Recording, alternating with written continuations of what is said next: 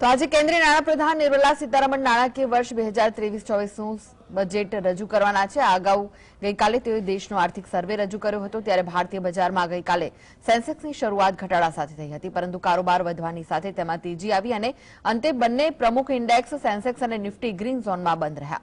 Sensex નિફ્ટીથી વધુ ઉછાળો broader માર્કેટમાં જોવા મળ્યો। બીએસઈનો સ્મોલ કેપ ઇન્ડેક્સ 2.21% વધ્યું, જ્યારે કે મિડ કેપ ઇન્ડેક્સ 1.47% ઉછળ્યો। સેક્ટોરિયલ ઇન્ડેક્સની જો વાત કરીએ તો ટેલિકોમ્યુનિકેશન અને યુટિલિટીઝ કંપનીઓના શેરના ઇન્ડેક્સમાં 2%થી વધુની તેજી રહી, જ્યારે કોમોડિટીઝ, એફએમસીજી, પાવર, મેટલ અને બેન્કિંગ શેર્સમાં સારી એવી તેજી જોવાઈ। બીજી તરફ ઓઇલ એન્ડ ગેસ અને આઈટી અને ફાર્મા શેર્સના ઇન્ડેક્સમાં ઘટાડો નોંધાયો। માર્કેટમાં ચોતરફી તેજીના કારણે રોકાણકારોના કારોબારમાં આશરે 20 અબજ એટલે કે 2 લાખ કરોડ રૂપિયાનો વધારો થયો। દિવસના અંતે સેન્સેક્સ 0.08% અને નિફ્ટીમાં 0.07% વધારો નોંધાયો।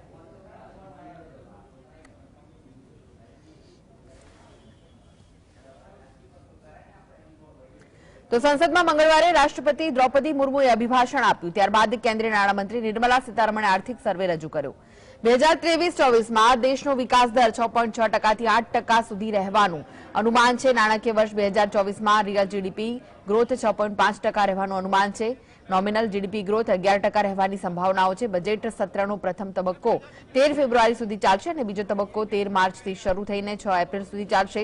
આર્થિક સર્વેક્ષણ પ્રમાણે દેશની આર્થિક વ્યવસ્થા ચાલુ નાણાકીય વર્ષના 7%ની તુલનામાં 6.5%થી વચ્ચે ગત વર્ષમાં વિકાસ દર તો નિર્મલા સીતારમણ જઈ રહ્યા છે। હાલમાં આપ દ્રશ્યો જોઈ રહ્યા છો। આજે નાણાં મંત્રાલય પહોંચ્યા છે નિર્મલા સીતારમણ, જો આજે સંસદમાં બજેટ રજૂ કરવાના છે। કેન્દ્ર સરકારનું અંતિમ પૂર્ણ બજેટ આજે રજૂ થશે, કારણ કે આવતા વર્ષે લોકસભા ઇલેક્શન આવી રહ્યું છે 2024માં, ત્યારે આ વર્ષનું બજેટ કેવું હશે તેના પર સૌની નજર છે। વડાપ્રધાન નરેન્દ્ર મોદીએ તો એવું પણ કહ્યું હતું કે દેશના બજેટ પર આખા વિશ્વનું ધ્યાન છે। કેન્દ્રીય નાણાપ્રધાન નિર્મલા સીતારમણ નાણાં મંત્રાલય પહોંચ્યા છે।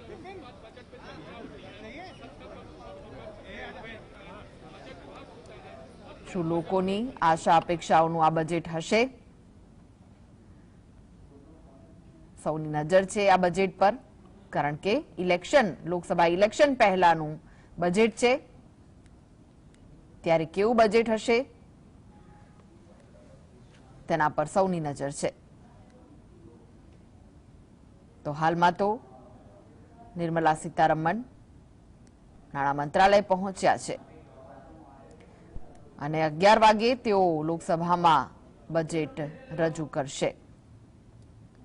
ગઈકાલે તેમણે આર્થિક સર્વેક્ષણ રજૂ કર્યો હતો।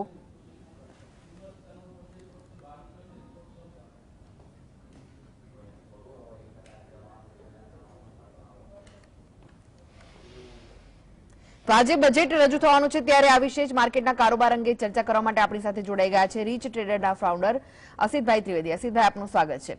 અસિતભાઈ, આજે બજેટ રજૂ થવાનું છે, કેન્દ્ર સરકારનું છેલ્લું પૂર્ણ બજેટ હશે, કારણ કે આવતા વર્ષે ઇલેક્શન થવાનું છે, ત્યારે માર્કેટને કેવી આશા અપેક્ષા છે બજેટ પાસે? માર્કેટને ખૂબ મોટી આશાઓ છે અને આ બજેટમાં ઘણા બધા ફેક્ટર્સ ઉપર ફાઇનાન્સ મિનિસ્ટર પડઘો પાડવાનો, ઘણી બધી ક્લેરિટી આપવાનો ટ્રાય કરશે, કારણ કે છેલ્લા 2 વર્ષ આપણે કોવિડ સામે ઝઝૂમ્યા અને એના પછી આપણે ઓલમોસ્ટ આપણી ઇકોનોમી આ દશામાંથી બહાર આવી ચૂકી છે। તો ઘણા બધા અપેક્ષાઓ છે, પણ માર્કેટ પર્સપેક્ટિવથી સીધી વાત કરીએ તો મને લાગે છે કે માર્કેટ કેપિટલ ગેઇન ટેક્સનું જે સ્ટ્રક્ચર છે એને સ્ટ્રીમલાઇન કરવાનું નજર કરશે। જો આમાં કંઈક રાહતભર્યા સંકેતો અથવા રાહત કરતાં પણ વધારે એનાઉન્સમેન્ટ આવ્યું તો મને લાગે છે કે માર્કેટ એકદમ જ ચીયરઅપ મૂડમાં આવી જશે અને ઉછાળાની જે અપેક્ષાઓ આપણે ધારણા રાખીને બેઠા છે એ કદાચ જબરજસ્ત ઉછાળો પણ આપણને જોવા મળી શકે છે। અસિતભાઈ, કયા સેક્ટર પર વધુ ભાર મુકાઈ શકે છે બજેટમાં? ભાર તો બહુ ક્લિયર છે। આપણી ઇકોનોમી જે રીતે ટર્નઅરાઉન્ડ થઈ છે કોવિડ પછી, તો આખી દુનિયાની નજર ઇન્ડિયાની ઇકોનોમી ઉપર છે। તો મને લાગે છે કે મેજર થ્રસ્ટ સરકાર મેન્યુફેક્ચરિંગ સેક્ટરને આપશે। જે આપણે ક્લિયર જોઈ રહ્યા છીએ કે ચાઇનાને જે ડિલે થઈ રહ્યું છે કોવિડના કારણે એની ઇકોનોમી ઉપર જે પ્રેશર છે એના લીધે ઇન્ડિયા માટે ખૂબ સારી ઓપોર્ચ્યુનિટીઝ બંધાઈ રહી છે અને મેન્યુફેક્ચરિંગ સેક્ટર એક એવું સેક્ટર છે જે આખા ગ્લોબલ આખી દુનિયાની નજર છે.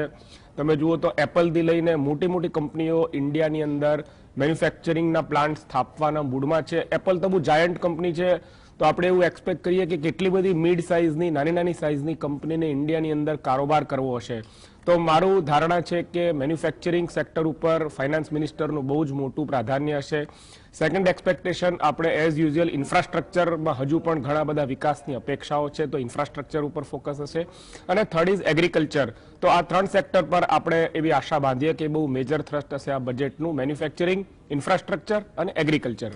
જી, અસિતભાઈ, શેરની જો વાત કરીએ તો અદાણી જૂથની કંપનીઓના શેરમાં મિશ્ર માહોલ રહ્યો, ત્યારે અદાણી જૂથના શેર અંગે રોકાણકારોને આપ શું સલાહ આપશો? ઇમ્પોર્ટન્ટ સવાલ કર્યો તમે. છેલ્લા એક અઠવાડિયાથી ખાસી કશમકશ ચાલી રહી છે, પણ આપણે આનો સાર આપીએ તો ભારતની ટાટા અને રિલાયન્સ પછીનું એક અગ્રગણ્ય જૂથ છે હવે અદાણી ગ્રુપ. અને આના વિશે જો ફોરેનની કોઈ કંપનીઝ રિપોર્ટ આપે તો સૌથી પહેલા તો આ બધા રિપોર્ટને આપણે એઝ અ ઇન્ડિયન્સ ફગાવી દેવા જોઈએ, કારણ કે આ એક ભારતની કંપની છે અને કોઈ પણ ફોલ્ટ પકડાય છે, ફ્રોડ પકડાય છે ગ્રુપની અંદર, તો ભારતીય કોર્ટ, ભારતીય કાયદાને આધીન કાર્યવાહી થવી જોઈએ. એવું તો હજુ સુધી કશું જ થયું નથી. આટલા વર્ષોના કારોબારમાં અદાણી ગ્રુપે ક્યારેય ડિફોલ્ટ નથી કર્યું બેંકની લોનમાં. માર્કેટ પર્સપેક્ટિવથી વાત કરીએ તો વેલ્યુએશન ખૂબ ઊંચા છે, તો જ્યારે પણ ઊંચા વેલ્યુએશન અપેક્ષાઓ કરતાં ખૂબ વધી જાય છે, ચાહે માર્કેટ હોય કે કોઈ ઇન્ડિવિજ્યુઅલ સ્ટોક હોય, ત્યારે કોઈ પણ કારણથી એક મોટા કરેક્શનની આશા વધી જ જાય છે. તો આ એક લેજિટિમેટ કરેક્શન છે જે આપણે એક્સપેક્ટ કરવાનું હતું. પણ જ્યાં સુધી હજુ પણ આ સ્ટોરી વધારે ક્લિયર ના થાય ત્યાં સુધી આપણે નાના રોકાણકારોને આ સ્ટોક્સની અંદર હમણાં થોડોક સમય દૂર રહેવાની સલાહ આપીશું. જી, અસિતભાઈ, ભારતીય શેર બજારને બજેટ સિવાય સીધી રીતે અસર કરતા વૈશ્વિક પરિબળો કયા છે? બજેટ સિવાય પરિબળોમાં આપણે એક તો ઇન્ફ્લેશનની વાત કરી રહ્યા છીએ કે જે ઇન્ફ્લેશન 2022માં રશિયા યુક્રેનના વોર પછી ખૂબ ઊંચું રહ્યું. તો આ ઇન્ફ્લેશન અત્યારે તમે જુઓ તો છેલ્લા 1-2 મહિનાની ફિગર્સ આપણને કંઈક આશા બંધાઈ રહી છે કે આ ઇન્ફ્લેશન મોડરેટ બનશે, ઇન્ફ્લેશનની ફિગરો કુલિંગ ઓફ થશે, અને જે ડેટામાં પણ આપણને દેખાઈ રહ્યું છે. તો મને લાગે છે કે આવતીકાલે, આજે 2 મોટા દિવસ છે, આજે આપણું બજેટ છે ને આવતીકાલે યુએસ ફેડની મિટિંગ છે. તો યુએસમાં પણ એવી ધારણા છે કે હવે જે વ્યાજ વધારો છે એ વ્યાજ વધારો અહીંયાથી રોકાઈ જશે. તો ઇન્ફ્લેશન એક ખૂબ મોટી નજર રહેશે. ગ્લોબલ રિસેશનને અસર કરનારા જે પરિબળો જે રશિયા યુક્રેનની વોર છે આ બધા ઉપર પણ નજર રહેશે. પણ મેજર આપણે ઇન્ફ્લેશનની ટ્રેજેક્ટરી આખી દુનિયાની અંદર કઈ બાજુ જાય છે એ મેજર ફેક્ટર બની રહેશે. જી, એક દર્શક મિત્ર આપણી સાથે જોડાઈ ગયા છે, રાજેશભાઈ છે. રાજેશભાઈ, આપનો પ્રશ્ન જણાવો, શું પૂછવા માંગો છો? સર, મને ટાટા પાવર અને બીઓબી, બેંક ઓફ બરોડા અને બીઈએલ એ 3માં ઇન્ટરેસ્ટ છે. તો એમાં ઇન્વેસ્ટમેન્ટ આ ભાવથી કરી શકાય કે હજી બજેટને ધ્યાનમાં રાખીને પછી કરાય? તો એ મને જણાવજો. અને મિડ કેપમાં કોઈ સજેશન હોય તો કહેજો. સારી પસંદગી કરી છે શેર. મને ત્રીજા શેરનું નામ નહીં સંભળાયું, પણ તમે ટાટા પાવર અને બેંક ઓફ બરોડા કીધું છે, તો બજેટ પર્સપેક્ટિવથી પણ આજે જોઈએ તો મને લાગે છે કે ઇન્ફ્રાસ્ટ્રક્ચર સેક્ટરની અંદર power is a major sector. અને ટાટા પાવરનું જે સેટઅપ છે, અત્યારનો જે ભાવ છે એ જોતા મને ખૂબ અટ્રેક્ટિવ લાગી રહ્યો છે. 190 રૂપિયાના બોટમ બનાવેલું છે ટાટા પાવરે, અને અહીંયાથી મને લાગે છે કે ખૂબ મેજર અપસાઇડ કરી શકે છે. જે રીતે ટાટા ગ્રુપના પ્લાન્સ છે આવનારા 3 થી 5 વર્ષની અંદર, મને લાગે છે કે આ ખૂબ અટ્રેક્ટિવ ભાવ છે. As well as bank of Baroda બહુ જ સુંદર રિઝલ્ટ આવી રહ્યા છે અને છેલ્લા 1-2 વર્ષમાં ટર્નઅરાઉન્ડ જોવાયું છે આપણને બેન્કિંગ સેક્ટરની અંદર. ખાસ કરીને પીએસયુ બેન્કો જે છે, સરકારી બેન્કો, એમાં આપણને ખૂબ મોટું ટર્નઅરાઉન્ડ જોવા મળ્યું છે. ઉપરની પીક ઉપરથી મને ખ્યાલથી 10 થી 15% કરેક્શન આવ્યું છે અને આ ભાવથી મને લાગે છે કે લાંબા ગાળા માટે હજુ પણ એન્ટ્રી થઈ શકે છે. જી જી, અસિતભાઈ, તમે જોડાયેલા રહેશો. આગળ પણ શેર માર્કેટ વિશેની માહિતી તમારી પાસેથી મેળવીશું. તો બિઝનેસ પ્લસમાં આગળ વધીએ તે પહેલા લઈએ બ્રેક. બ્રેક બાદ આપનું સ્વાગત છે અને આપણી સાથે જોડાયેલા છે માર્કેટ એક્સપર્ટ અસિતભાઈ. અસિતભાઈ, જો હાલના તબક્કે સરકારી બેંકના શેર્સમાં રોકાણ કરવું હોય તો તમે કયા 2 શેર સજેસ્ટ કરશો? સૌથી પહેલા તો આપણી ક્લિયર પસંદગી સ્ટેટ બેંક છે, ભારતની લાર્જેસ્ટ બેંક. અને ઘણી બધી બેંકોનું તમે જુઓ તો મર્જર કર્યું છે છેલ્લા 2-3 વર્ષમાં અને બેલેન્સ શીટની સાઇઝ ખૂબ જ મોટી થઈ છે. ચાઇનાની જોડે બી કમ્પેર કરીએ તો હજુ પણ આપણી સાથે ચાઇનાની સાઇઝની કોઈ બેંક નથી.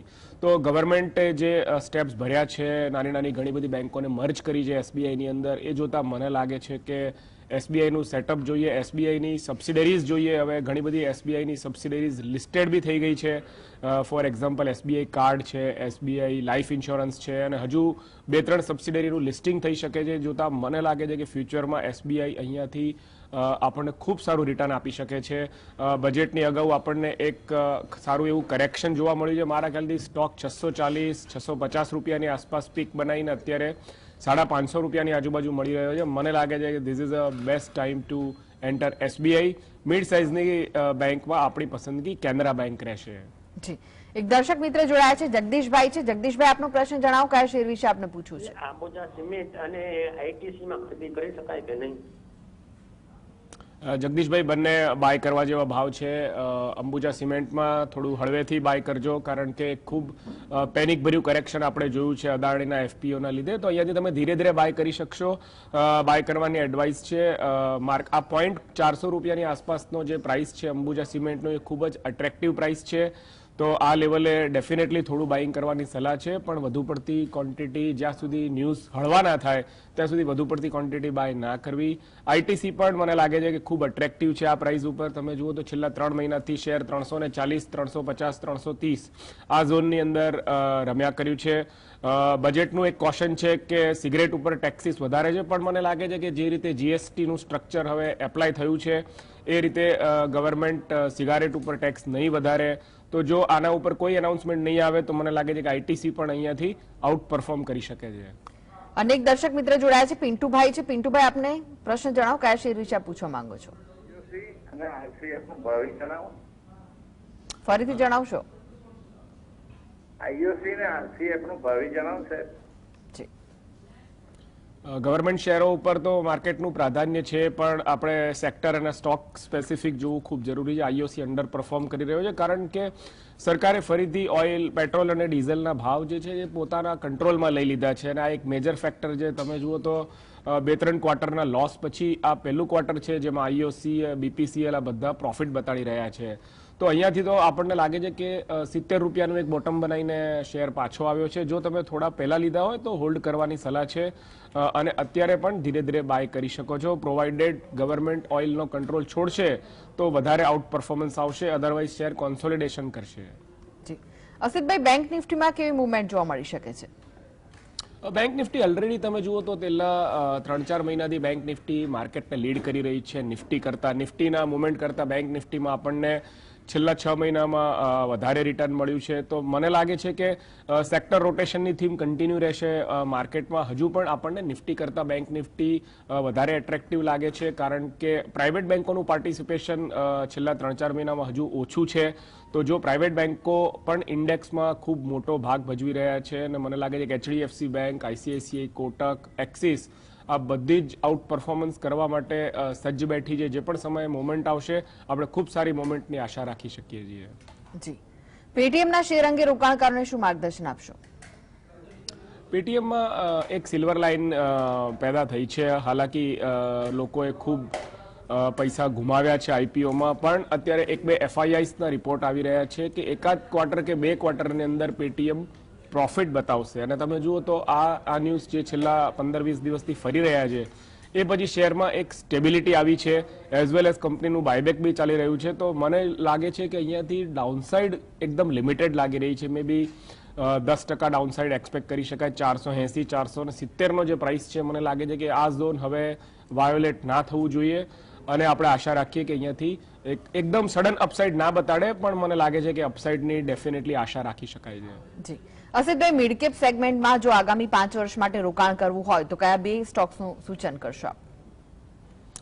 મિડકેપમાં આપણી એક ક્લિયર એડવાઇસ પોલીકેપ કરીને જે શેર છે એ આપણી પસંદગીકારનો શેર છે.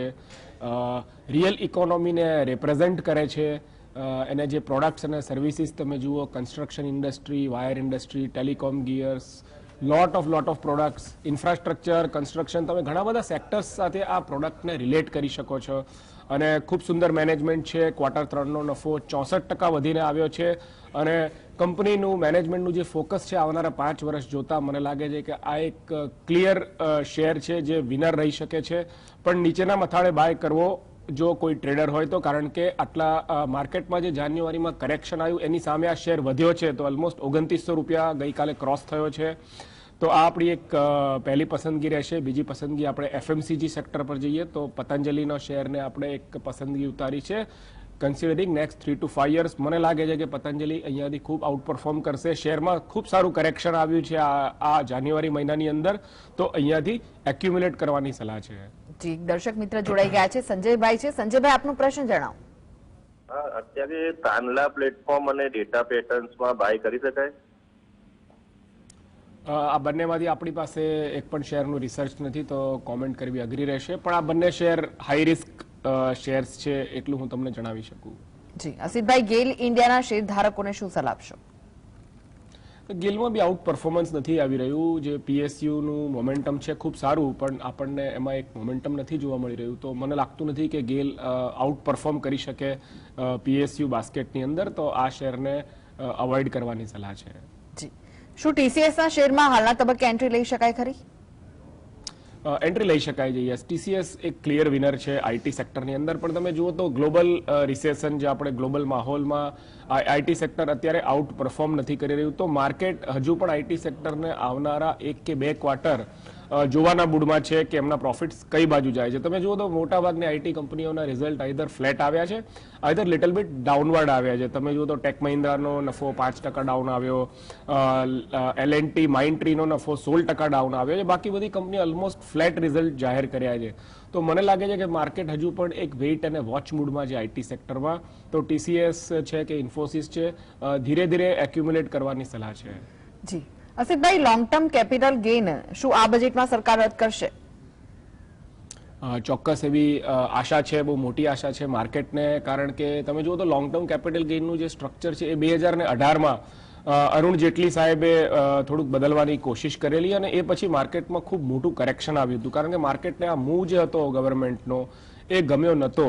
અને એ વાતને આજે 3 થી 4 વર્ષ પસાર થઈ ગયા છે અને જે લોંગ ટર્મ કેપિટલ ગેઇન ટેક્સનું ગવર્મેન્ટનું કલેક્શન છે એમાં ગવર્મેન્ટને કંઈ જ મોટી જમ્પ નથી દેખાયો, કંઈ મોટો ચેન્જીસ નથી દેખાયો. અને જે રીતે આપણું ફાઇનાન્શિયલાઇઝેશન થઈ રહ્યું છે, વધારે ને વધારે પબ્લિક સ્ટોક માર્કેટ અને મ્યુચ્યુઅલ ફંડ તરફ વળી રહી છે, એને જોતા સરકારને આ પગલું આજે નહીં તો આવતીકાલે તો ભરવું જ રહ્યું. જી, અસિતભાઈ, આજનું માર્કેટ કેવું રહેશે? સેન્સેક્સ અને નિફ્ટી કયા લેવલ દર્શાવી શકે છે? ગઈકાલે ગ્લોબલ માર્કેટો અમેરિકાના સહારે અને એકદમ પ્લસમાં બતાવ્યા છે, તો આજે પણ આપણી નિફ્ટી 100 પોઈન્ટની ઉપર પ્લસ આવી છે. એઝ વેલ એઝ આપણું બજેટ છે. ગઈકાલે રાત્રે ગવર્મેન્ટે જીએસટી કલેક્શનના આંકડા પબ્લિશ કર્યા છે, જે સેકન્ડ હાઈએસ્ટ આંકડા બહાર આવ્યા છે જીએસટી કલેક્શનના.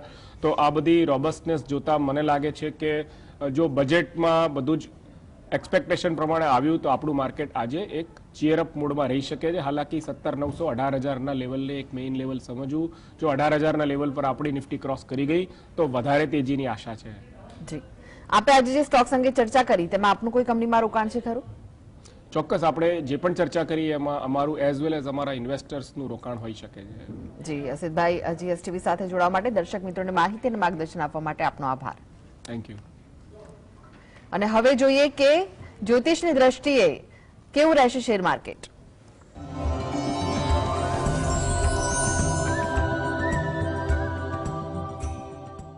બુધવાર તારીખ 1 ફેબ્રુઆરી 2023, મૃગશીર્ષ નક્ષત્ર અને વૃષભ રાશિ છે 14 અને 1 મિનિટ સુધી, પછી મિથુન રાશિ છે. બજારના ઉદિત લગ્ન, ગ્રહ, નક્ષત્ર, યોગ, હોરા વગેરે જેવી બાબતોને આધારે જ્યોતિષીય ગણતરી કરીએ તો બજારની ચહલપહલ થોડી સાધારણ સ્થિતિમાં એટલે એક ચેનલમાં રહે તેવું વધુ બનવા જોગ છે. બજાર સમય સવારે 11 થી 12 દરમિયાન બજારમાં મુવમેન્ટ થોડીક વધે, એમાં પણ બપોરે 12 થી 1 દરમિયાન અચાનક મુવમેન્ટ પાછી ઘટી જાય કે નેગેટિવ બને તેવા પણ સંજોગો છે. માટે આ પ્રકારના સમયગાળા દરમિયાન થોડી તકેદારી રાખીને કામ કરવાની પણ સલાહ છે. એમાં પણ જોવા જઈએ તો કોમ્પ્યુટર, આઈટી, બેંક, એવિએશન જેવા સેક્ટરમાં મુવમેન્ટ થોડીક વધુ દેખાય, ચહલપહલ થોડીક વધુ રહે તેવું બનવા જોગ છે. કોપર, નિકલ અને ઝીંક વધુ પ્રભાવિત થાય, એમાં મુવમેન્ટ થોડીક વધે તેવું બનવા જોગ છે. સાંજે 6 થી 7 દરમિયાન કદાચ વોલ્યુમ ઘટે કે ટ્રેન્ડ નેગેટિવ થતો જોવા મળે, પરંતુ 7 થી 8 દરમિયાન પાછો ટ્રેન્ડ પોઝિટિવ થાય કે અચાનક ઉછાળો આવે તેવી પણ કોઈ ઘટના ઘટે તેવી પણ સંભાવના આ સેક્ટરમાં લાગી રહી છે. એગ્રો કોમોડિટીમાં જોવા જઈએ, મેન્થા, જીરા, એલચી, ધાણા જેવી વસ્તુઓ વધુ પ્રભાવિત થાય, એમાં ચહલપહલ થોડીક વધે તેવું પણ બનવા જોગ છે. બજારનો જે સમય છે સવારે 10 થી 11 દરમિયાન તેમજ બપોરે 3 થી 4 દરમિયાન બજારમાં અચાનક ચહલપહલ આવી જાય, કોઈ જગ્યાએ ટ્રેન્ડ બદલાતો જોવા મળે તેવા પણ સંજોગો સંભવિત છે.